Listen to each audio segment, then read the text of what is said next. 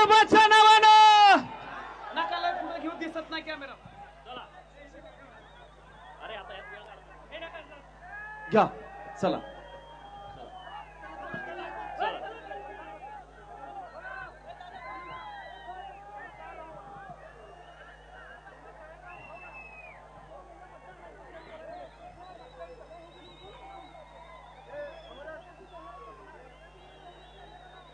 ज्यांना ज्यांना बोलता येतंय त्यांनी माझ्या पाठीमाग जोरदार घोषणा द्या. येळकोट येळकोट येळकोट येळकोट बिरोबाच्या नावानं बिरोबाच्या नावानं माकुबाईच्या नावानं बाळूमामाच्या नावानं खंडोबाच्या नावानं मसोबाच्या नावानं. हे मसोबा लय खतरनाक असतो, नाही बोलत त्याला अवघड होऊन जाईल. मसोबाच्या नावानं आज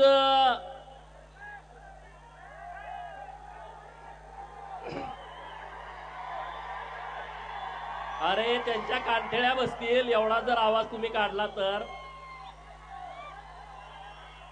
आज बिरोबाच्या बडामध्ये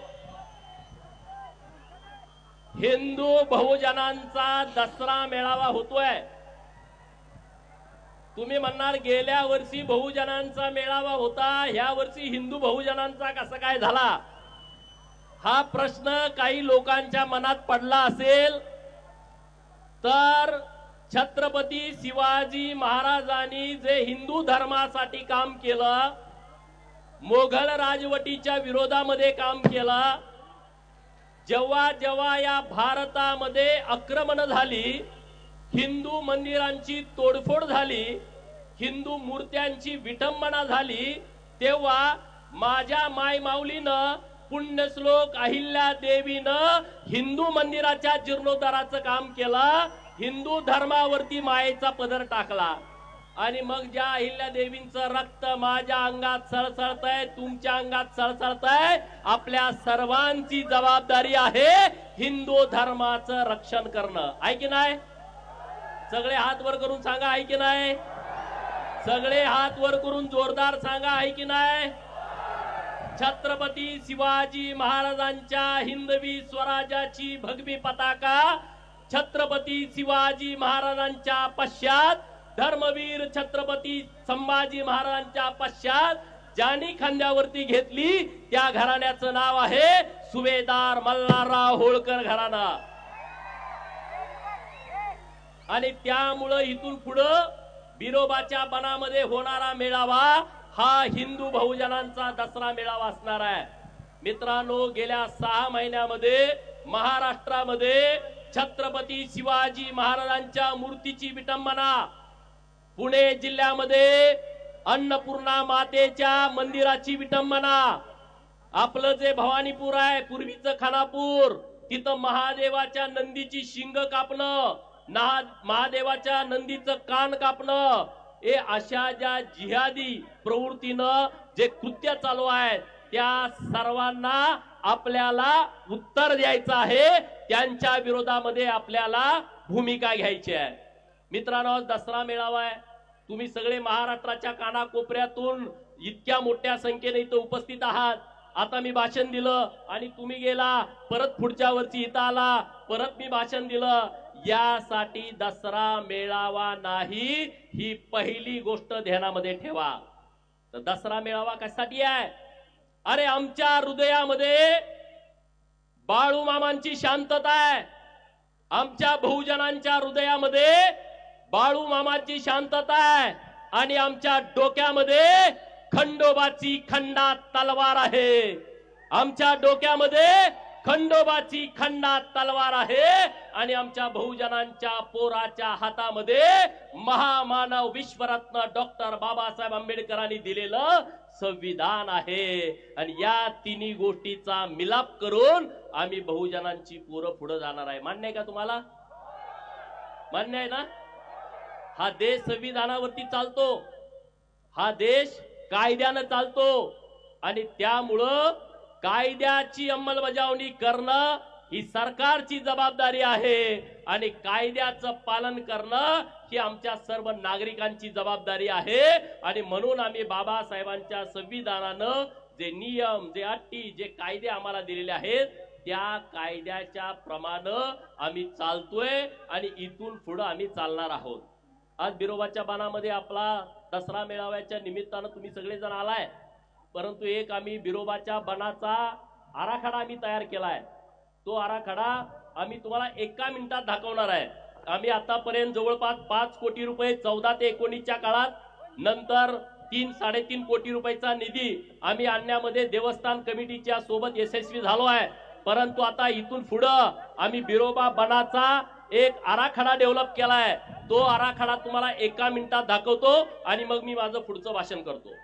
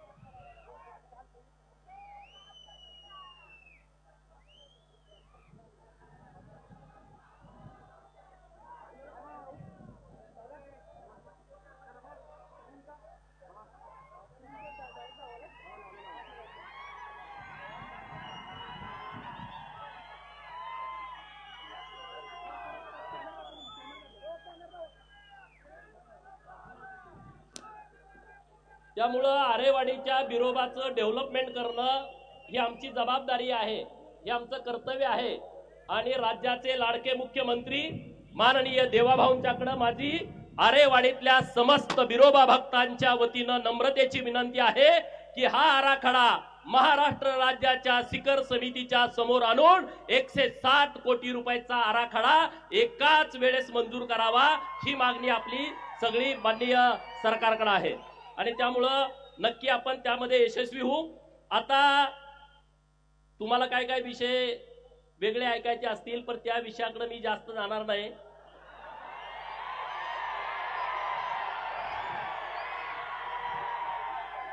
म्हणजे तुम्ही त्या नेमकं त्या विषयासाठीच आलाय काय? आज महाराष्ट्रामध्ये आरक्षणाच्या बाबतीमध्ये गंभीर विषय सुरू आहेत। एका बाजूला मराठा समाज आणि दुसऱ्या बाजूला ओबीसी समाज एकमेकाच्या समोर उभा करण्याचा प्रयत्न केला जातोय। या महाराष्ट्रातल्या धनगर समाजाच्या आरक्षणाचा विषय गेल्या अनेक वर्षापासून संघर्षमय सगळी प्रक्रिया सुरू आहे। गेल्या 50-60 वर्षापासून म्हणजे 1956 पासून या महाराष्ट्रातला धनगर समाज जे 36 नंबरला धनगड आहे तिथं धनगरांना एसटीचा दाखला मिळावा यासाठी सातत्यानं झगडतोय। मग तेव्हाची नेतृत्व असतील, शिवाजीराव शेंडगे बापू असतील, माननीय अण्णासाहेब डांगे साहेब असतील, माननीय महादेवरावजी जानकर साहेब असतील, आणि या सगळ्या आरक्षणाचा मुख्य आयडॉल ज्यांना आपण म्हणतो ते स्वर्गीय बीके कोकरे असतील, तिथून आतापर्यंत आपल्या धनगर समाजाच्या आरक्षणाची लढाई सुरू आहे। आज महाराष्ट्रामध्ये मोठ्या प्रमाणामध्ये आंदोलन सुरू आहे आणि राज्य सरकारकडे आमची सगळ्यांची एकमुखान मागणी आहे की महाराष्ट्रातल्या धनगराच्या पोराच्या हातामध्ये एसटीचा दाखला पडला पाहिजे, ही आमची सर्वांची मागणी आहे। गोपीचंद पडळकरची जी धनगर समाजाच्या आरक्षणाच्या बाबतची काल भूमिका होती तीच आज आहे आणि तीच उद्या राहील आणि तीच एसटीचा दाखला धनगराच्या पोराच्या हातामध्ये पडत नाही तोपर्यंत तीच भूमिका राहील. जेव्हा धनगराच्या आरक्षणाचा विषय असेल, सरकार आणि धनगर असा जेव्हा विषय चालू होईल तेव्हा मी धनगरांच्या बाजूला आहे हे सांगायची कुणाला गरज नाही. का काय डाऊट आहे? काय शंका आहे का तुम्हाला? जेव्हा धनगराच्या आरक्षणाचा विषय आहे तेव्हा मी धनगरांच्या बाजूला आहे, तेव्हा मी सरकारच्या बाजूचा नाही.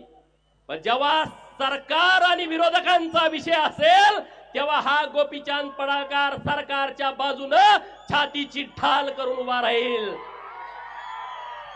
जेव्हा देवाभाऊचा विषय असेल, देवाभाऊच्या विरोधामध्ये या महाराष्ट्रातल्या जातीवादी पिलावळी जेव्हा पुढे असतील तेव्हा हा गोपीचंद पडळकर देवाभाऊंच्यासाठी बाजी प्रभू देशपांड्यांची भूमिका घेईल. कारण या महाराष्ट्रामध्ये बहुजनांना, ओबीसींना आणि धनगरांना कुणी न्याय देऊ शकतो तर हा एकमेव माणूस असा आमचा सगळ्यांचा विश्वास आहे. आणि देवाभाऊनी तो विश्वास आमचा सार्थ ठरवावा आणि धनगरांच्या पोराच्या हातामध्ये एसटीचा दाखला द्यावा ही एकमेव आमची मागणी आजच्या मेळाव्याची सरकारकडे आहे. एकमेव मागणी आहे. जेव्हा मी विधान परिषदेचा आमदार झालो आणि हायकोर्टामध्ये केस सुरू होती, मी कधी ह्या गोष्टी बोलत नाही, मी कधी फोटो टाकत नाही, परंतु काल मधु शिंदे साहेबांची मी कुठेतरी मुलाखत ऐकली. ज्या पत्रकार मित्रांनी मुलाखत घेतली त्यांचा मला फोन आला की एक धनगर आरक्षणावरती मी मुलाखत घेतली, तुम्ही ऐका. आणि ते मधु शिंदे साहेब जे महाराणी अहिल्यादेवी होळकर समाज प्रबोधिनी विचार मंचाचे अध्यक्ष आहेत आणि जेपी बघेल आहेत की ज्यांच्या अभ्यासानं हा पूर्ण आपला लढा सुरू आहे. आणि त्याने सांगितलं की 50 वेळा राज्याचे उपमुख्यमंत्री, तत्कालीन आत्ताचे मुख्यमंत्री यांच्या बरोबर 50 वेळा आमच्या बैठका झाल्या आणि जे कोर्टामध्ये पाहिजे ते आम्ही सरकारकडून मिळवलं. परंतु हा गोपीचंद पडळकर कधी फोटो ट्विट केला नाही, कधी फेसबुक वरती टाकला नाही आणि कधी त्याची बातमी केली नाही. कारण ज्या गोष्टीची प्रसिद्धी करण्याची आवश्यकता नाही ती प्रसिद्धी गोपीचंद पडळकर कधीच करत नाही आणि पुढेही कधी करणार नाही. आता रस्त्यावरची लढाई सुरू आहे, त्या रस्त्यावरच्या लढाईला गोपीचंद पडळकरचा पाठिंबा आहे. जी न्यायालयामध्ये लढाई सुरू आहे, गेल्या 15 दिवसापूर्वी सुप्रीम कोर्टमध्ये आम्ही याचिका अर्ज दाखल केलाय की आम्हाला आता सुप्रीम कोर्टामध्ये केस चालवायचे नाही. सुप्रीम कोर्टाने आम्हाला मुंबईच्या हायकोर्टामध्ये याचिका चालवण्याची परवानगी द्यावी. कारण आता पूर्ण ग्राउंड बदललेले आहेत. जो धनगड आहे असं कोर्टाचं म्हणणं होतं, त्या धनगडाच्या सगळ्या जात पडताळणीची प्रमाणपत्र रद्द केलेली आहेत आणि म्हणून आम्हाला हायकोर्टमध्ये केस चालवायला परवानगी द्या. तिथं जर आमच्या विरोधामध्ये काय बरं वाईट झालं तर परत सुप्रीम कोर्टामध्ये यायला आम्हाला अधिकार द्या, आम्हाला तसा हक्क द्या. अशी एक याचिका मी दाखल केलेली आहे. एका बाजूला न्यायालय, दुसऱ्या बाजूला रस्त्यावरची लढाई आणि मी तुमचा प्रतिनिधी म्हणून सरकारमध्ये जे काय करायचं ते मी करतोय. त्याबद्दल तुम्ही चिंता करण्याची आवश्यकता नाही, हे मला या मेळाव्यातून आपल्या सर्वांना सांगायचं आहे. दुसरा मुद्दा राहिला ओबीसीच्या आरक्षणाचा. गावगाड्यामध्ये ओबीसीच्या आरक्षणामुळे वातावरण दूषित झालंय. गावातल्या प्रत्येक पोरांना वाटतंय की आता आमचं ओबीसीचं आरक्षण गेलाय. प्रत्येक पोराला वाटतंय की आमचं राजकीय आरक्षण गेलाय.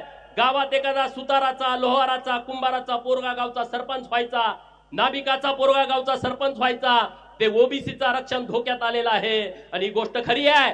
एका गावामध्ये एक जरी दाखला निघाला तर ते सरपंच पदाचं आरक्षण जात आहे. पंचायत समितीच्या गणामध्ये एक दाखला निघाला तर पंचायत समितीचं आरक्षण जात आहे. झडपीच्या गटामध्ये एक दाखला निघाला तर झडपीचं आरक्षण जात आहे. महानगरपालिका, नगर परिषदा, नगरपालिका, नगरपंचायती यामध्ये एका वार्डामध्ये एक जरी दाखला निघाला तर ते आरक्षण जातंय. ही गोष्ट खरी आहे. अनेक लोक बनावट दाखले काढतायत. मराठा समाजाच्या आरक्षणाला आमचा कधीच विरोध नाही, आता पण विरोध नाही. जे वेगळं आरक्षण दिलंय त्या आरक्षणाला आमचा पाठिंबा आहे. परंतु जे खाडाखोड करून माग कुणबी लिहायचं किंवा कुडं कुणगी लिहायचं, खाडाखोड करायचं, ओव्हर रायटिंग करायचं, अशा लोकांच्या बाबतीमध्ये आमचा विरोध आहे. आणि सरकारकडे आज माझी एकच मागणी आहे, हा जर ओबीसींचा आणि मराठा समाजाचा गावागावातला जर वाद मिटवायचा असेल तर सरकारकडे माझी एकच मागणी आहे, हे जे मराठा कुणबी आणि कुणबी मराठा प्रमाणपत्र या महाराष्ट्रामध्ये ज्या लोकांना मिळालेली आहेत, म्हणजे पंजाबराव देशमुखांनी विदर्भातल्या मराठा समाजाला तेव्हा आवाहन केलं होतं की तुम्ही कुणबी नोंदणी करा. त्या विदर्भातल्या सगळ्या मराठा समाजानं त्यांचं ऐकलं. त्यामध्ये यवतमाळ आहे, त्यामध्ये बुलढाणा आहे, त्यामध्ये वाशिम आहे, त्यामध्ये गोंदिया आहे, वर्धा आहे, नंतर अमरावती आहे, तिकडे चंद्रपूर आहे, गडचिरोली आहे, नागपूर शहर आहे, नागपूर ग्रामीण आहे. या सगळ्या जिल्ह्यातल्या मराठा बांधवांनी कुणबी नोंदी केल्या. ते तेव्हाच कुणबी झाले, त्यांना कुणबी प्रमाणपत्र मिळाली. कोकणातला 3 जिल्हे जे आहेत तिथला मराठा म्हणतोय आम्हाला ओबीसीचा दाखला नको आहे, आम्ही 96 कुडी मराठा आहोत. तो विषय मिटला. मुंबई नगर, मुंबई उपनगर हे तिथं मराठा समाज असल्याचा विषय नाही, कारण इकडून आपण मायग्रेट झालेली तिथं लोक आहोत. ठाणे आणि पालघर मध्ये पूर्ण आदिवासी समाज आहे ना, तिथं धनगर जास्त आहे ना, तिथं मराठा जास्त आहे. ठाणे जिल्ह्यामध्ये पण तीच परिस्थिती आहे. मग राहिला कुठला?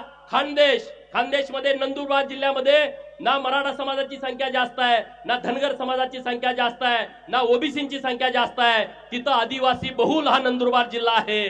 मग तिथं राहिलं धुळे, तिथं राहिलं नाशिक आणि तिथं राहिलं जळगाव. अलीकडे आलं तर अहिल्यानगर. आणि मराठवाड्यातले हे जिल्हे छत्रपती संभाजीनगर, जालना, परभणी, बीड, लातूर, नंतर हिंगोली, नंतर धाराशिव आणि नांदेड या जिल्ह्यामध्ये मराठा समाज आहे की ज्यांना कुणबीचं प्रमाणपत्र पाहिजे. आणि मग पश्चिम महाराष्ट्रातले जिल्हे राहतात सोलापूर, सांगली, सातारा, पुणे आणि कोल्हापूर. हे जिल्हे नीट समजून घ्या. या जिल्ह्यातल्या ज्या लोकांना ज्यांच्या नोंदी शोधून ज्यांना मराठा कुणबी किंवा कुणबी मराठा हा दाखला दिलेला आहे त्यांचा एक वेगळा प्रवर्ग तयार करा. जसं आता मराठा समाजातल्या नेत्यांचं सुद्धा म्हणणं आहे की आम्हाला राजकीय आरक्षणाची गरज नाही, आमच्या पोराबाळांच्यासाठी शिक्षण आणि नोकरीचं आरक्षण आहे, आम्ही त्याला विरोध करत नाही. शिक्षण आणि नोकरीचं आरक्षणाचा प्रवर्ग वेगळा करा. जसं विजय एनटी आहे, एनटी ब आहे, एनटी क आहे, एनटी ड आहे, तसं मराठा कुणबी मराठा यांच्यासाठीचा एक प्रवर्ग वेगळा करा. त्यांची संख्या मोजा. दाखले किती दिलेत? मी जबाबदारीने बोलतोय, मी कुणाची तरी खोड काढायच्या हिशोबाने बोलत नाही. 0.25% आरक्षण अत्यंत जबाबदारीने बोलतोय. मराठा कुणबी आणि कुणबी मराठा या प्रवर्गासाठी द्या आणि त्यांना नोकरी आणि शिक्षणाचं आरक्षण द्या. राजकीय आरक्षण देऊ नका. हा गावातला वाद विषय संपून जातोय. संपतोय का?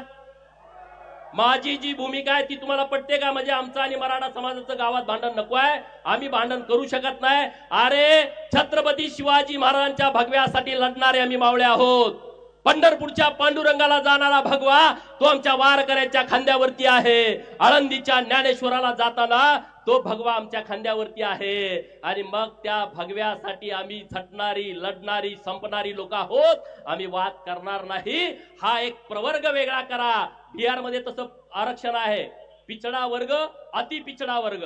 पिछडा वर्गाला नोकरीतलं आणि शिक्षणातलं आरक्षण आहे आणि अति पिछडा वर्गाला नोकरीतलं, शिक्षणातलं आणि स्थानिक स्वराज्य संस्थातलं आरक्षण आहे. हा निर्णय सरकारनं घ्यावा. मराठा समाजाचं आणि ओबीसीचं भांडण मिटतंय आणि ओबीसीच्या मनामध्ये जी शंका निर्माण झाली आहे ती शंका मनातून निघून जाते. जाईल की नाही? हे तुमचं जर राजकीय आरक्षण वाचलं, सगळ्यांनी हात वर करून सांगा हा मोठा विषय आहे. मराठा आणि ओबीसीचा वाद मिटून जाईल. आमचा असा प्रवर्ग तयार करा. तो सरकार करू शकतं. एनटी बीजेएनटीचा प्रवर्ग राज्य सरकारने केलाय, तसा हा वेगळा प्रवर्ग राज्य सरकारनं तयार करावा अशी मागणी आपल्या माध्यमातून मी सरकारने करतोय.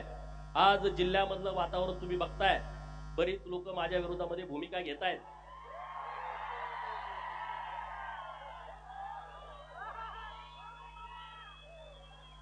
त्यांच्यासाठी मला एक डायलॉग सांगायचा आहे. अरे बड़ी से बड़ी हस्ती मिट गई मुझे झुकाने में बेटा. अरे बड़ी से बड़ी हस्ती मिट गई मुझे झुकाने में बेटा. तू कोशिश भी मत करना, तेरी उम्र जाएगी मुझे गिराने में. अरे तुम्ही सगळेजण गोपीचंदला टार्गेट करताय. गोपीचंदला टार्गेट करण्याचं कारण काय आहे? त्यांना माहित आहे हा लोकांना जागा करतोय. हे त्यांचं सगळ्यात मोठं दुखणं आहे. त्याचं मला लोकांना सगळं समजून सांगते आणि लोक आम्हाला नमस्कार करायची बंद करते. लोक आम्हाला बोकडं कापायची, घरी जेवायला बोलवायची बंद केलं. गावात बॅनर लोक लावायची ते लोकांनी बंद केलं. हे यांचं सगळ्यात मोठं दुखणं आहे. माझी लढाई प्रस्थापितांच्या विरोधातली लढाई आहे. ज्यांनी कारखाने ढापले त्यांच्या विरोधातली आहे. अरे तुम्ही मला मंगळसूत्र चोर म्हणता, तुम्ही मला मंगळसूत्र चोर म्हणता. जयंतरावला माझा सवाल आहे, तुझ्या कितव्या नंबरच्या बायकोचं मंगळसूत्र मी चोरलं सांग लोकांना.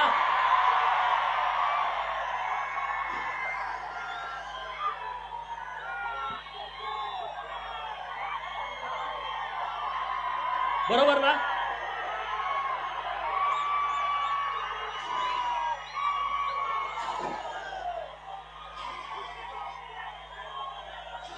तुम्ही या जिल्ह्याची परिस्थिती बघा. अरे या जिल्ह्यामध्ये खूप लोकांनी काम केलंय.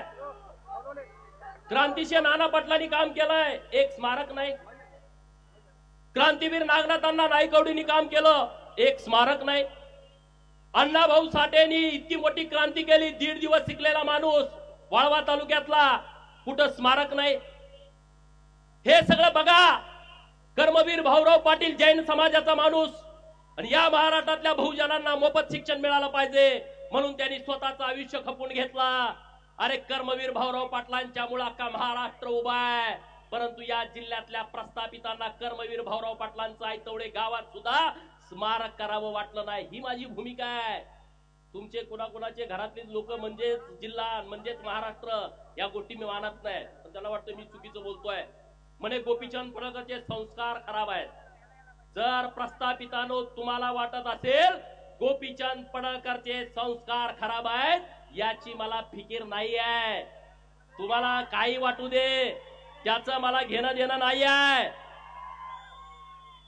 त्याचं मला घेणं देणं नाही आहे. अरे हम जमाने का ख्याल नहीं रखते, हम जमाने का ख्याल नहीं रखते. ज्या जमीर न माने वह सलाम नहीं करते. गोपीचंद पडळकर झुकत नाही, हे यांचं सगळ्यात मोठं दुखणं आहे. अरे पण मी विषय मांडतोय त्याच्यावरती बोला ना. मी जे विषय मांडले त्याच्यावरती चर्चा करा ना. मी काय म्हणतोय, महाकाली साखर कारखाना ज्याचं 110 कोटी कर्ज होतं आणि बँकेनं ती विक्री करायला परवानगी दिली, त्यातली 60 एकर जमीन विका आणि ते कर्ज भरा. 30 लाख रुपये दरानं त्यांनी ठरवली. त्या पोरानं, माळ्याची लिंगायताची पोर आहेत, त्यांनी 15 कोटी रुपये बँकेकडे भरले. आता उद्या जरी बँकेनं सांगितलं तर 35 कोटी रुपये त्यांची भरायची तयारी आहे. मग तुम्ही तो कारखान्याची जमीन का विकू देत नाही? कारण तुम्हाला अख्खा कारखाना ढापायचा आहे 279 एकराचा. 30 लाखानं दर काढलाय म्हणजे विचार करा. कोर्टानं परवानगी दिली, तुम्ही 60 एकर विका. 60 एकरात कारखाना जिवंत राहतोय. 220 एकर जमीन कारखान्याकडे राहते, कारखाना शिल्लक राहतोय. जयंत म्हणतोय नाही, मला अख्खा ढापायचा आहे. माझ्या जतचा कारखाना, अरे दुष्काळातला कारखाना 280 एकरातला, तिथल्या माझ्या आया बहिणीनं गळ्यातलं पुडूक मुडूक मोडून शर्ड मेंढर विकून सभासदाची फी भरली आणि नुसत्या 40 कोटी मध्ये हा कारखाना ढापला. 280 एकर जमीन आहे आणि तिथं 10 लाख रुपयाचा दर आहे. मित्रांनो, 280 गुणुले गुंठे करा आणि गुणुले 10 लाख करा. अरे मग मंगळसूत्र चोर भरा. तुम्ही म्हणताय माझ्यावरती खोटं आरोप करून, तुम्ही तर लगा अख्खे कारखाने ढापता. हा, माझ्यावरती मंगळसूत्र चोरीची तुम्ही केस घातली, तुमचा धंदा तो आहे ना. दुसरं तुम्ही काय करू शकता? तुम्ही लढू शकत नाही. तुम्ही पोलिसांना पुढे करू शकता. तुम्ही काय करू शकता? तहसीलदारांना पुढे करू शकता. तुम्ही काय करू शकता? तुम्ही तलाट्याला पुढे करू शकता. गोपीचंद असं नाही. गोपीचंद तलाट्याला पुढे करत नाही, एसपी ला पुढे करत नाही, कलेक्टरला पुढे करत नाही, तहसीलदारला पुढे करत नाही. मी सुभेदार मल्हाररावची औलाद आहे. मी समोर लढतो, समोर लढतो. मागे वार करणं माझा स्वभाव नाही. तुम्ही मला किती पण बदनाम करण्याचा प्रयत्न करा, त्याचा मला फरक पडत नाही. आता इथं किती वाजले? 7 वाजून 10 मिनिटं झाली. आता इथं अंधार आहे. नंतर 6 वाजल्यानंतर पाटे इथं उजेड येणार आहे. दुपारी 2 वाजता इथं कडक ऊन येणार आहे. संध्याकाळी परत शिरवाळ होणार आहे. म्हणजे सूर्योदय झालाय तर सूर्यास्त होणार. आता हे बिरोबाचं मंदिर आहे आणि बिरोबाच्या मंदिराच्या बाजूला छोटी छोटी मंदिर आहेत. हे मुख्य मंदिर बिरोबाचं आहे. अरे तुम्ही छोटी छोटी मंदिर आहेत, पण तुम्ही ओळखणार कुणाला? बिरोबाच्या नावाने ओळखणार ना. कुठल्याही मोठ्या मंदिरामध्ये छोटी छोटी मंदिरं उभा केली तरी तुम्ही बिरोबाच्याच नावाने ओळखणार. आणि त्यामुळं माझ्या विरोधामध्ये किती अशी वादळं तुम्ही निर्माण केली, त्या वादळातून उभा राहतो त्याचं नाव गोपीचंद पडळकर आहे. त्याचं नाव गोपीचंद पडळकर आहे. तुम्ही काही करा, त्याचा मला फरक पडत नाही. अरे गदी माडगुळकर, व्यंकटेश माडगुळकर, शंकरराव खरात, वी स खांडेकर मराठी भाषा उंचीवरती नेली, साता समुद्रापलीकडे नेली. कधी तुम्हाला त्यांची आठवण आली नाही? आठवण आली? तुम्हाला त्यांची आठवण येत नाही. तुम्ही त्या विषयावरती बोलत नाही, त्या विषयावरती तुम्ही भूमिका मांडत नाही. अरे माझ्या विरोधात तुम्ही काय एकवटला? या लव जिहादच्या विरोधामध्ये मी ओपन भूमिका घेतली. त्यांच्या लक्षात आलं की आता भूमिका घ्यायला लागलाय. एक आमची बहीण गुंडेवाडीची, तिला धर्मांतरण करून म्हणून मारलं, आत्महत्या करण्यास तिला प्रवृत्त केलं. या सगळ्या पादऱ्यांच्या विरोधामध्ये मी भूमिका घेतली. अरे एकटा गोपीचंद 10 मिनिटं बोलला आणि अख्ख्या महाराष्ट्रातले पादरे रस्त्यावरती आले. 36 का कितीतरी मोर्चे माझ्या विरोधात झाले आणि ते म्हणले ह्याची आमदारकी घालवा. अरे म्हटलं काय आमदारकी काय? कुठला काय तुमच्या उकरड्यातला काय कचरा आहे का रे? आमदारकी काय तुमच्या परड्यातला भाजीपाला आहे का? जत विधानसभा मतदारसंघातल्या मायबाप जनतेने मला निवडून दिलाय, त्यांना तो अधिकार आहे. मग हा पादरेच्या कार्यक्रमाला गेला, हा जिहाद्यांच्या कार्यक्रमाला गेला आणि तिथं माझ्या विरोधामध्ये भाषण करतोय, म्हणजे हा हिंदू विरोधी आहे. ईश्वरपूर मधल्या लोकांनी लक्षात ठेवला पाहिजे, ही औलाद हिंदू विरोधी आहे. याला जागा दाखवायची वेळ आलेली आहे. बरोबर की नाही? अरे पण तुम्ही मला भीती दाखवताय. कुणाला भीती? कुणाला दाखवताय? गोपीचंद पडळकरला. तुम्ही माझ्या डोक्यात जाण्याचा प्रयत्न करू नका. मला ज्यांना ज्यांना वाटतंय गोपीचंद पडळकरच्या डोक्यात जायचंय त्यांच्यासाठी मी एक वाक्य म्हणतो, don't ever try to get inside my head. Don't ever try to get inside my head. It's a dark for you. तुम्ही जर माझ्या डोक्यात जाण्याचा प्रयत्न केला तर ती तुमच्यासाठी काळी कुट्ट अंधाराची रात्र असेल, हे लक्षात ठेवा. त्याला वाटतंय गोपीचंद म्हणजे मेंढरा मागचा आहे. होय, मेंढरा मागच आम्हाला, आमचा ओव्या गाणारा मेंढरा मागा असतो. तो शाळा शिकलेला नसतो, पण अख्खं रामायण ओवी मध्ये गातो. आमचा मेंढका मेंढरा मागा असतो. तो तिथं शाळेत गेलेला नसतो, परंतु अख्खी गीता त्याला पाठ असते. त्यानं कुणाकडून तरी वाचून घेतलेलं असतं. आमचा 10वीचा 12वीचा MPSCचा पोरगा सुद्धा रात्रंदिवस अभ्यास केल्याशिवाय त्याला एका वाक्यातलं उत्तर लिहिता येत नाही. पण मेंढरा मागे जाणारा माझा मेंढका अख्खा इतिहास सांगतो. ही बुद्धी आम्हाला बिरोबानं दिलेली आहे. ही बुद्धी आम्हाला परमेश्वरानं दिली आहे. डॉक्टर बाबासाहेब आंबेडकर साहेब म्हणाले होते, जगा पण वाघासारखं जगा, शेळीसारखं तुम्ही जगू नका. डॉक्टर बाबासाहेब बोलले होते, जगा पण वाघासारखं जगा. आणि बाबासाहेब बोलले होते, मला जेवढं आयुष्य मिळेल तेवढं मी वाघासारखं जगेन आणि या देशातल्या जे लोक आम्हाला गुलाम करतायत त्या लोकांना त्यांची जागा दाखवून देईन. आणि डॉक्टर बाबासाहेब आंबेडकर साहेबांनी तेच केलं. ते वाघासारखे जगले आणि म्हणून तुम्हाला पण वाघासारखं जगावं लागेल. जगणार की नाही? कुणाला वाटतंय वाघासारखं जगावं? अरे सांगलीमध्ये म्हणले महाराष्ट्र संस्कृती बचाव सभा आणि मला आई म्हणून शिव्या देत होते. मला ते गोप्या म्हणले का नाही सांगा? कुठल्या टीव्ही वरती ह्याच्यावर चर्चा झाली का? एक विधानसभेचा आमदार ज्याला 40,000च्या मतांनी निवडून दिलाय त्याच्या विरोधामध्ये हे शिव्या देत आहेत, हे गोप्या म्हणतायत. कुठं डेबिट झालं नाही, कुठं तिथं असा स्पेशल रिपोर्ट झाला नाही. म्हणजे ह्यांना हे मान्य आहे. मला गोप्या म्हणलं ना, मला म्हणू दे रे, मी एकदम सामान्य घरातला पोरगा आहे. मला गोप्या म्हणला काय आणि काय म्हणला मला त्याचा फरक पडत नाही. मग मी तुला जनत्या म्हटलं तर चालेल का? चालेल का? मी म्हणणार नाही, पण असं म्हणलं तर चालेल का? अरे त्या जयंत्याला माझं चॅलेंज आहे. माझे हात आणि पाय तोडायची तुम्ही भाषा सांगलीमध्ये केली. ते वाळव्याचं कुत्र म्हणत होतं की त्याला पोरं हुडकायला चालले. त्या जयंत्याला आणि त्या वाळव्याच्या कुत्र्याला मी आव्हान करतोय बिरोबाच्या बनातनं, तुम्ही जर जातीवंत पाटील असाल तर उद्या दुपारी प्रेस घेऊन जयंत पाटील आणि तो वाळव्याचा कुत्रा मला टायमिंग देईल, टायमिंग. अरे बघा मीडियावाल्यानो, मित्रांनो, हे बघा माझं काय चाललंय, हे वाघ बघा.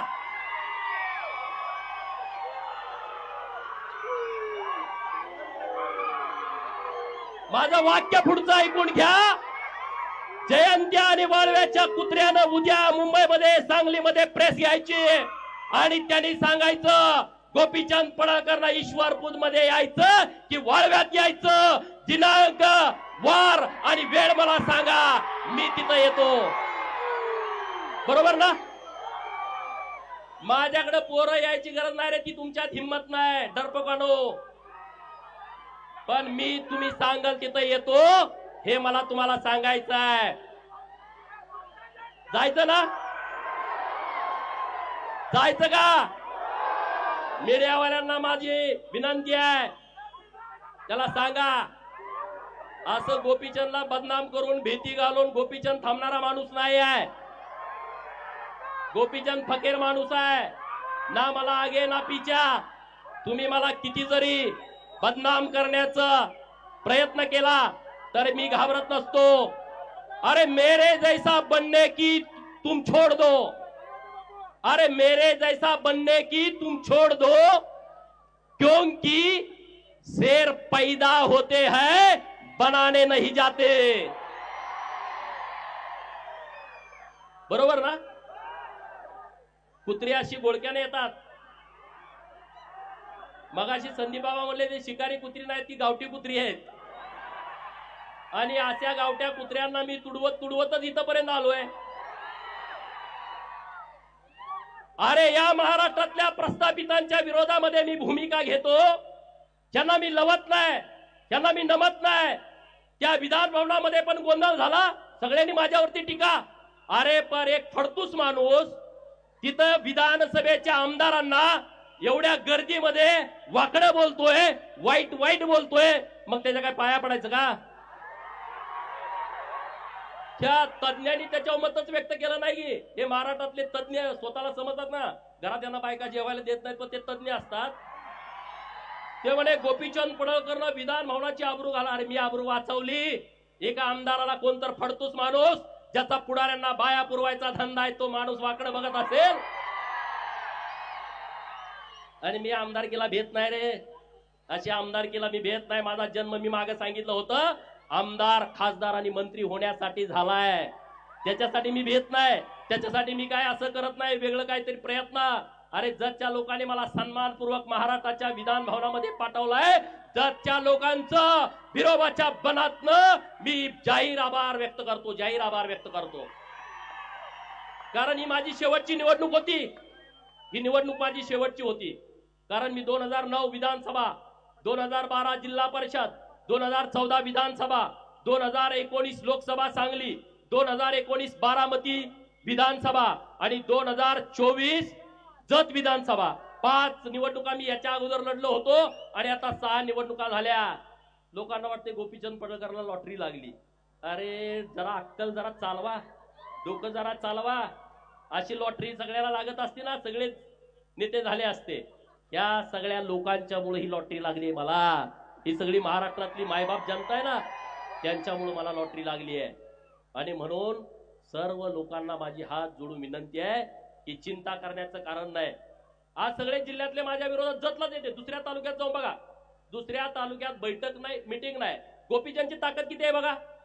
वसंतदादाचा नातू एकत्र, जयंत पाटील एकत्र, विश्वजित कदम एकत्र, सगळे एकत्र. ही माझी ताकद आहे. तुम्हाला सगळ्यांची भांडणं मी मिटवतोय. वसंतदादाचा आणि राजाराम बापूचा एवढ्या वर्षाचा वाद एकट्या पट्ट्यानं मिटवला. सांगलीमध्ये सभा झाली, जयंत पाटील बापाचा फोटो लावायचा. अरे शोधायला लागला फोटो, माझ्या शिवाजीराव शेंडगे बापूचा सुद्धा फोटो लावायची वेळ त्यांच्यावरती आली.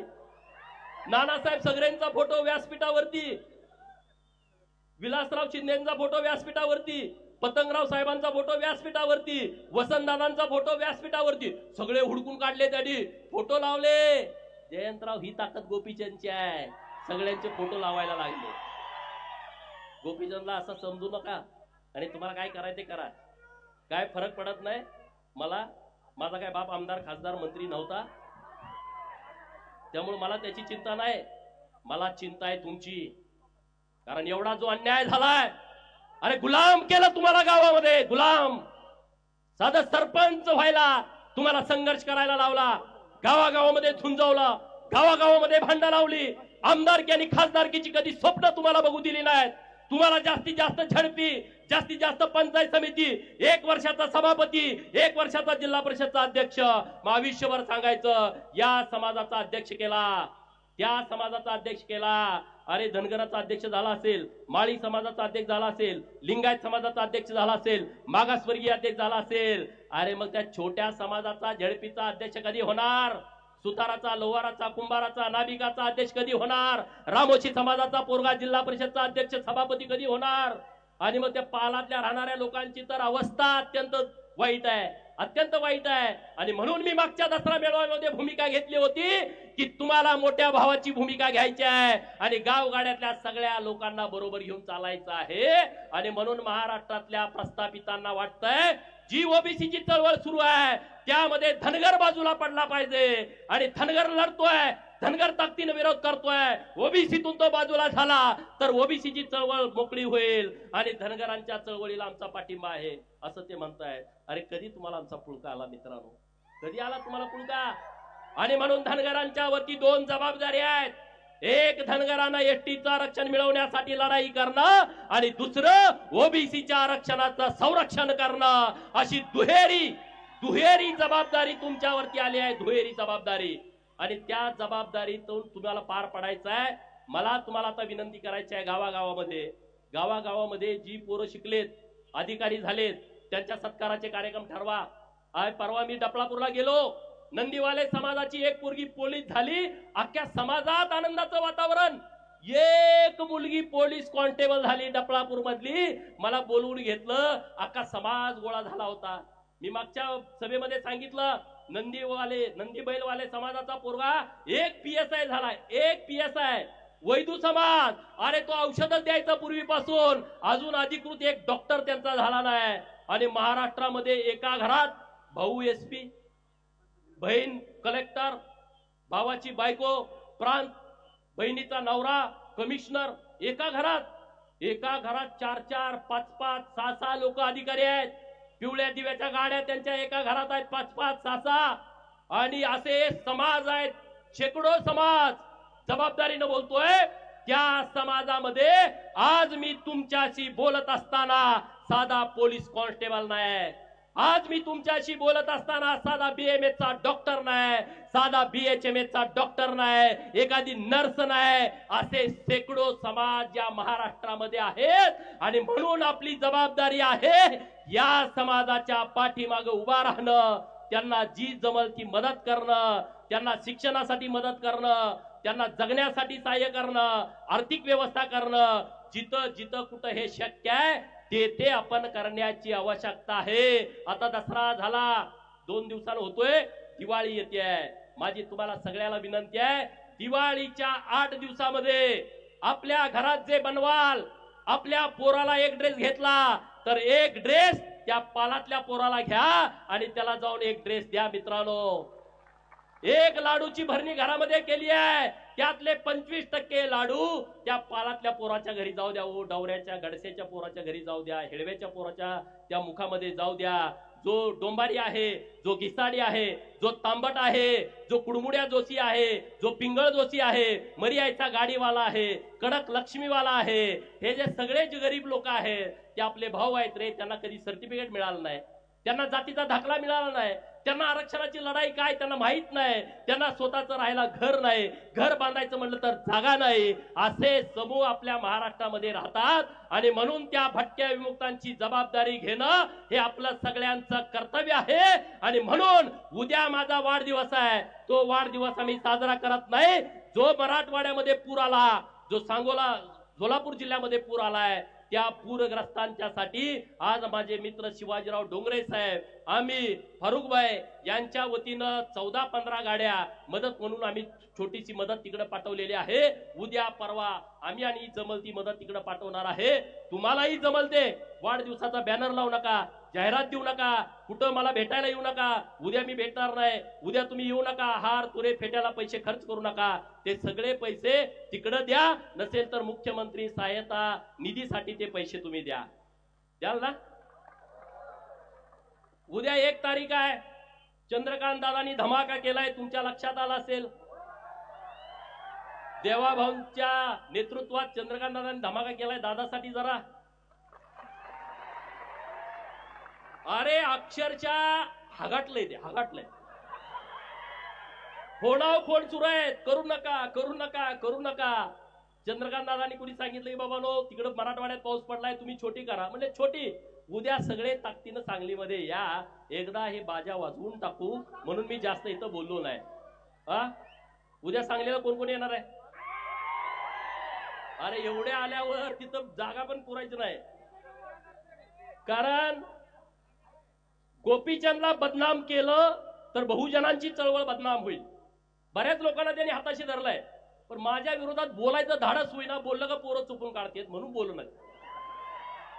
माझ्या विरोधात खूप बोलायचं आहे, खूप गड्यांना माझ्या तोंडावले गोड गोड बोलते. साहेब साहेब मला माहित आहे, अरे मी बिरोबाचा भक्त आहे, मला येणाऱ्यांची मानसिकता कळते, मानसशास्त्र माझं खूप चांगलं आहे. माझ्या जवळच्या पोरांना माहित आहे, रोज माझ्याकडे एवढी लोक येतात शेकडो. पुढचा माणूस काय काम घेऊन आला असेल मी आधी माझ्या पियाला सांगतो, ह्याचं हे काम असू शकतं. आणि त्यामुळं त्यांना गोपीचंदला डॅमेज करायचं आहे, गोपीचंदला बदनाम करायचं आहे. गोपीचंद हा वैयक्तिक विषय नाही आहे, कारण त्यांना माहित आहे की हा सगळ्या लोकांना जाग करतो. काल आष्ट्यामध्ये एक प्रकार घडला. बिरोबाची यात्रा आहे आणि तिथं ह्याचं बॅनर लावलं होतं. आष्ट्यातला समाज गोळा झाला आणि त्यांनी सांगितलं हे बॅनर काढताय का आम्ही काढू. कालची घटना मी सांगतोय, मला हेच पाहिजे हो, मला दुसरं काय नाही. तुम्ही स्वाभिमानी राहावा, कुणाच्या मागं पुढं फिरू नका आणि सन्मानानं फिरला तर तुम्हाला विचारलं पाहिजे सन्मानानं. आमदाराच्या घरी गेला तुमच्याकडे बघत पण नाहीत, बोलत पण नाहीत, चहा पी पण म्हणत नाही, आम्ही आमदार जाऊ. कशाला? तो तुमच्या मागे लागला पाहिजे. माझं जरा ऐका, ते हुडकं देईल तुम्हाला. कुठं आहे, काय काय करताय? मी मेंढराकडे आहे, मी तिथं येतो. मी मळ्यात आहे, मी तिथं येतो. आम्ही रानात आहे, मी तिथं येतो. मी कुंभार आहे, तिथं मी गाडगं करतो, आम्ही तिथं येतो ना. ही वेळ मी ह्या प्रस्थापितांच्या वरती आणतो. तुम्ही चिंता करू नका. आता जे माझ्या विरोधात फिरतायत ना, त्यांना माझं सांगणं आहे, तुमचा हिशोब 2029ला बराबर सगळ्यांचा होईल. ती करण्याची क्षमता या बिरोबाच्या बनामध्ये आहे. बिरोबाची ताकद तुम्हाला माहित आहे सगळ्यांना. गोपीचंद एकटा कसा फिरतोय रे राज्यभर? बिरोबाची ताकद आणि आशीर्वाद आहे, माकुबाईचा आशीर्वाद आहे. बिरोबाचा आशीर्वाद असल्या कारणानं प्रस्थापितांच्या छाताडावरती गोपीचंद थाया थाया नाचतो आणि त्याची मला फिकीर कधी वाटत नाही, त्याचा मला कधी पश्चाताप वाटत नाही. हे मीडियामध्ये दिवसभर चालतं, मी बघत पण नाही माझ्या विरोधात कोण बोलतंय. मी कोणाची भाषणं पण ऐकत नाही, मी कोणाचं भाषण आयुष्यात ऐकत नाही. त्यामुळं मी असलं टेन्शन घेत नसतो. मला जे बोलायचं ते मी बोलतो आणि ते मी मागं घेत नाही. आणि त्यामुळे कुठला विषय, अरे आता मला संदीप बाबांनी मागे सांगितलं, मी बोललो ही गोष्ट खरी आहे की अमुक अमुक यांची तुम्ही औलाद आहे असं मला वाटत नाही. अरे पण तुम्ही त्याचा गैरअर्थ का घेताय? पूर्वी लोक दत्तक पण घेत होती ना जुन्या काळामध्ये.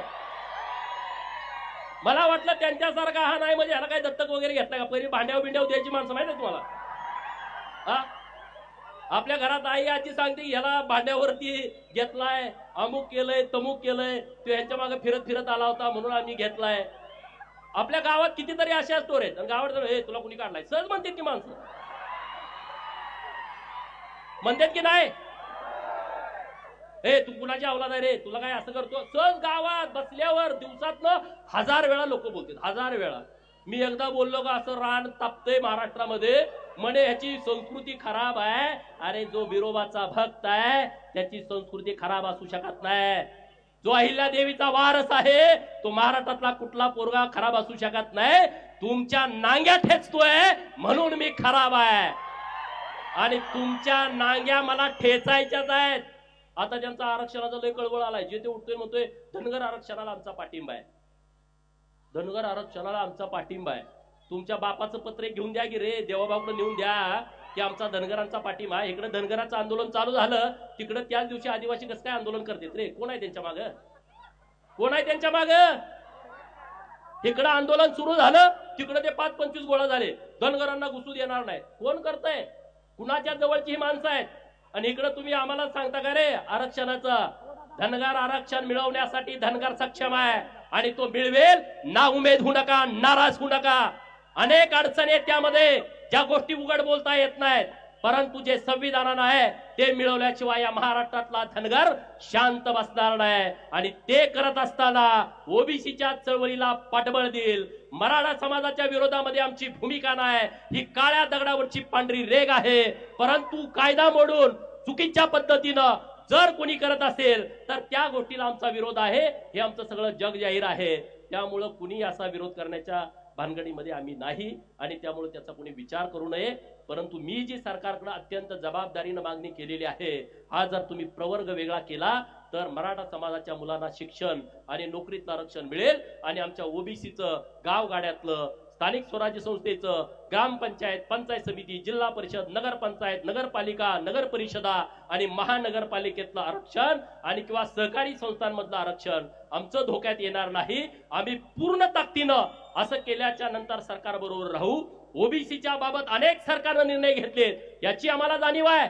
ओबीसीचं मंत्रालय स्थापन करणं हे देवाभाऊनी काम केलेलं आहे. ओबीसीच्या मुलांना महाज्योती स्थापन करणं, आज आपल्या पोरांना एमपीएससी करताना, युपीएससी करताना हॉस्टेलचं ऍडमिशन हे सरकारच्या माध्यमातून मिळतंय, हे सरकारनं आम्हाला केलंय. प्रत्येक जिल्ह्याला 2 वसतिगृह, 1 मुलींना 1 मुलांना सरकारनं आम्हाला केलंय. 200 मुलांना ऍडमिशन मिळतं. ओबीसीच्या मुलांना वसतिगृहात ज्यांना ऍडमिशन मिळत नाही त्यांना स्वाधार नावाची योजना आणली आहे.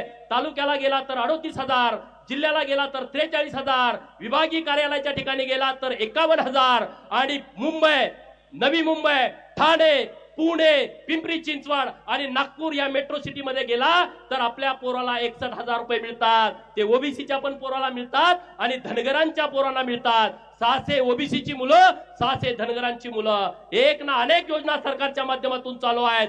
देवाभाऊनी ओबीसींच्यासाठी खूप केलाय, पण माझी त्यांना विनंती आहे की ओबीसींचं संरक्षण करणं ही तुमची जबाबदारी आहे. धनगर तुमच्या बाजूला ठामपणे उभा आहे. धनगरांच्या आरक्षणाची अंमलबजावणी करणं ही तुमची जबाबदारी आहे. आम्ही तुमच्या पाठीमागे ठामपणे उभे आहोत. न्यायालयीन लढाईमध्ये सरकारनं, देवाभाऊनी आणि एकनाथ शिंदेनं खूप मदत केलेली आहे. मी तमाम महाराष्ट्रातल्या धनगरांच्या वतीनं तत्कालीन उपमुख्यमंत्री देवाभाऊंचं आणि एकनाथ शिंदे साहेबांचं मनापासून आभार मानतो. कारण 3 वेगवेगळी अफिडेविट दिली होती मंत्र्यानं. काल मी मधु शिंदेची मुलाखत ऐकली. मंत्र्यांनी 1 महिना फाईल त्यांच्या कपाटात नेऊन ठेवली होती. ती फाईल काढण्यासाठी या गोपीचंदला किती वेळा जावं लागलं असेल हे मी कधी तुम्हाला सांगितलं नाही. पण मी आणि मधु शिंदे रात्रंदिवस तिथं थांबलो. जेव्हा जेव्हा देवाभाऊंच्याकडे गेलो त्यांनी आम्हाला कधीही नाराजी व्यक्त केली नाही. समाजाची सगळी लोक होती, सगळ्या बैठकीमध्ये होती, मीच होतोय असा विषय नाही. परंतु धनगर समाजाच्या आरक्षणाच्या बाबतीमध्ये जे काय लागल ते आपण करू. सुप्रीम कोर्टामध्ये याचिका आम्ही दाखल केली आहे. आता सुट्टी आहेत, येत्या 4-5 दिवसामध्ये परवानगी मिळाल आणि सर्व याचिकेचा खर्च हा तुमचा पोरगा गोपीचंद पडळकर करणार हे मी सगळ्यांना सांगितलंय. कुणी सुद्धा वर्गणी द्यायची गरज नाही. मग त्याला 50 लाख लागू दे, 1 कोटी लागू दे, 1.5 कोटी काही लागू दे, मी माझं रान विकेल, पण धनगर समाजाच्या आरक्षणाच्या वकिलाची फी आम्ही भागवेल. आम्ही इकडे लढाई लढू, पण सरकारनं सरकारच्या पद्धतीनं काय मार्ग काढायचा त्यांनी त्यांचे तज्ञ लोक कामाला लावा. तुम्ही वकील सगळे कामाला लावा. कारण सरकारची भूमिका वेगळी असते. मराठा समाजाचं आरक्षण आलं, सरकार स्वतः केस लढतं. सरकार स्वतः 25-25 लाख एका दिवसाची फी देतं. धनगराची लढाई आली, सरकार धनगराच्या विरोधामध्ये असतं, आम्हाला वकील द्यावा लागतो. तिथं गोंड लोकांची केस चालू होती, सरकार विरोधामध्ये गोंड वर्गणी काढतात, हायकोर्टचा निकाल लावून घेतात, सरकार सुप्रीम कोर्टामध्ये जातं. म्हणजे तुम्ही लक्षात घ्या, हे तुमच्या ताकदीवरती सरकार तुमच्या बाजूला राहायचं का विरोधात राहायचं ठरवतं. त्यामुळे तुम्ही सगळे एक व्हा आणि सरकारचं आपल्याला जसं न्यायालयीन लढाईत पाठिंबा होता तशा पद्धतीचा जर पाठिंबा मिळवायचा असेल तर आपल्या सर्वांना सर्व शक्तीनिशी एक व्हायचं आहे. 300वी जयंती होती अहिल्यादेवींची. अरे कधी कुणी साजरी केली होती का? कधी तुमच्या कानावर आलं का? सरकारचं पत्र बघा, तहसीलदारांचं आता पत्र बघा, पीआयचं पत्र बघा, डीवायएसपीचं पत्र बघा, प्रांताचं पत्र बघा, कलेक्टरांचं पत्र बघा, एसपीचं पत्र बघा, सचिवांचं पत्र बघा आणि महाराष्ट्रातल्या सगळ्या खात्याचं पत्र बघा मंत्र्यांचं. त्यावरती अहिल्या देवीचा 300वी जयंतीचा लोगो असणारा फोटो आहे मित्रांनो. पहिल्यांदा घडतंय असं, पहिल्यांदा. सगळ्यांना आदेश आहेत, ज्या कुणी अधिकाऱ्यांचे त्याला लाव, तिथं फोटो लाव. पुण्यश्लोक 300 फोटो तिथं लावलाय. हे अहिल्या देवींच्या जयंती, अहिल्या देवीच्या स्मारकाला 686 कोटी रुपये मंजूर केलेत. 686 कोटी रुपये. आणि जतला नवीन एक अहिल्या देवींचं स्मारक देवाभाऊ देत आहेत, त्याची किंमत आहे 100 कोटी रुपये. तिथं अहिल्या देवींचा सर्व होळकरशाहीचा सर्व इतिहास आम्ही जतच्या नगरीमध्ये निर्माण करण्याचा प्रयत्न करतोय. आणि त्यामुळं तुम्ही म्हणणार नेमकी तुमची भूमिका काय आहे. मी सरकारमधला प्रतिनिधी आहे, मी सरकारमध्ये सरकारची भूमिका मांडतो. समाजाचा विषय आला, समाजाची भूमिका मांडतो. ओबीसींचा विषय आला, ओबीसींचा विषय मांडतो. पण सरकार पूर्ण शक्तीनिशी आपल्या बरोबर आहे, आपल्या बरोबर ताकदीनं उभा आहे. वेगवेगळ्या योजना सरकार आणतंय, त्या योजनांचा सगळ्या बहुजनांच्या पोरांनी लाभ घ्यावा. वसंतराव नाईक महामंडळाच्या माध्यमातून 15 लाखाची कर्ज देण्याची योजना सुरू आहे. सगळ्या ओबीसींच्या पोरांना आव्हान आहे, प्रत्येक जिल्ह्याच्या उद्योग भवन मध्ये जावा आणि तिथं वसंतराव नाईक आर्थिक विकास महामंडळामध्ये तुम्ही अर्ज करा आणि ते 15 लाख बिनव्याजी सरकार व्याज भरणार आहे आणि तुम्ही ते कर्ज प्रकरण मंजूर करून घ्या. तिथं देण्यासाठी अडचण आहे मला माहित आहे, परंतु त्यांच्या मानगुटीवरती बसवायचं आणि ते कर्ज मंजूर करून घ्यायचं. रामोशी समाजासाठी परवा योजना आणली आहे, 5 लाखापर्यंत कर्ज बिनव्याजी, बिन तारण, बिन जामीन सरकारनं आणलंय. या सगळ्या योजनांचा लाभ आपण सगळ्या लोकांनी घ्यावा, एवढं मी तुम्हाला सांगतो. आणि जाता जाता एक वाक्य बोलतो, छलांग तो हम वक्त आने पर लगाएंगे, छलांग तो हम वक्त आने पर लगाएंगे, सारे मोहल्ले तुम खरीद दो, सारे मोहल्ले तुम खरीद दो, हुकूमत हम चलाएंगे, हुकूमत हम चलाएंगे. त्यांना काय करायचे करू द्या, त्यांनी सगळं घेऊ द्या. त्यांना सिंहासनावरती तुम्हालाच बसायचं आहे आणि आपण ते बसायचं, वाजवून सांगून बसायचं. त्यामुळे चिंता करू नका. उद्या सांगलीच्या स्टेशन चौकामध्ये इशारा सभा होणार आहे, त्या सभेला तुम्ही सर्वांनी यावं. बिरोबाच्या देवस्थानच्या सर्व अध्यक्षांचं, उपाध्यक्षांचं, सर्व कमिटीचं मी मनापासून आभार व्यक्त करतो. देवस्थानचे सर्व पुजारी यांचं मनापासून आभार व्यक्त करतो. पत्रकार मित्रांचा आभार व्यक्त करतो. आणि तुम्ही आमच्या पाठीमागं पाठबळ दिलं, मला मानपत्र दिलं देवस्थानच्या वतीनं, त्याबद्दल देवस्थानचं मनापासून आभार व्यक्त करतो आणि थांबतो. जय हिंद, जय महाराष्ट्र.